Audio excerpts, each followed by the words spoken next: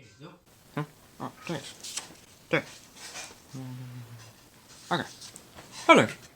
In today's Silent Film Files, I'm going to tell you the story of Häxan. Did I say it right? Yeah, you got it right. Hell yeah. I could read German, but I can't read Spanish. It's not German, it's Swedish. So the story of Häxan is about the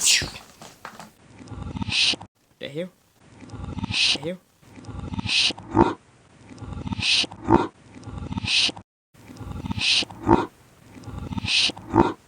Oh hell no, I'm not doing this one.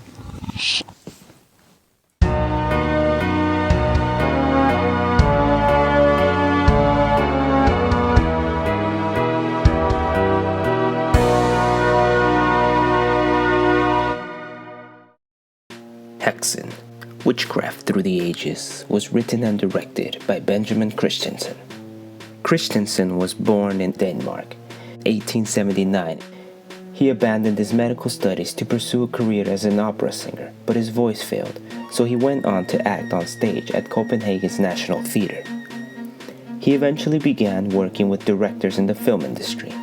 Seeing as how films were made, Christensen pursued his ambition in making his own.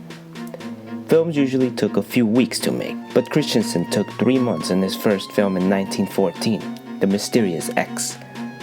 It was a success in Denmark and abroad. His films took longer to make after that, but he was able to establish a name for himself. He later wrote that he wanted to make a film without sentimentality, without unified narration, without suspense, without heroes and heroines. He decided to make a film on superstition. It was supposed to be a trilogy, one about witches, one about saints, and one about spirits. He started with the witches. In 1919, he found a copy of Maleus Maleficarum, The Witch's Hammer, and he began his research. He spent 2 years planning and studying witches and witch hunting. He began filming in February of 1921, concluding in October of that same year. The film was finally released on September 22nd.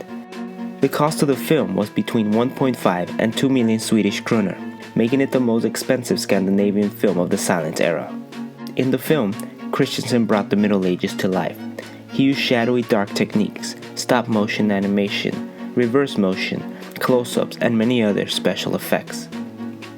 The film used a semi-documentary and narrative blend to entertain and inform his audiences of witchcraft. The story is constructed with 7 chapters. Chapter 1 is an illustrative lecture. Illustrations from historical books draw the mood for the story to come.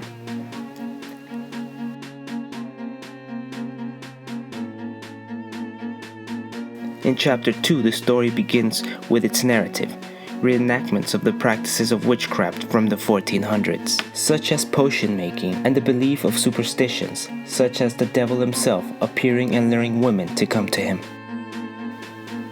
Chapter 3 begins with witch trial cycles and accusations of witch hunting.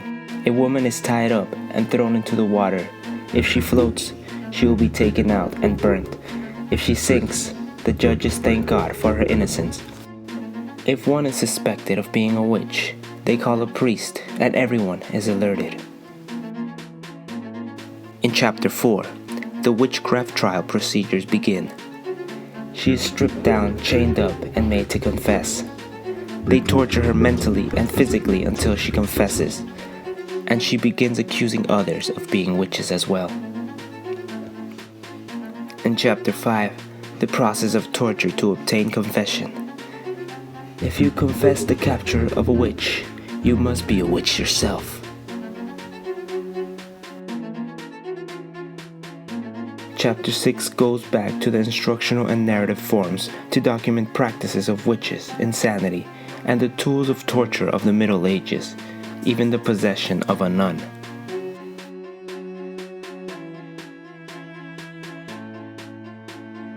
And finally, Chapter 7 brings us to present time, linking witchcraft with modern-day hysteria.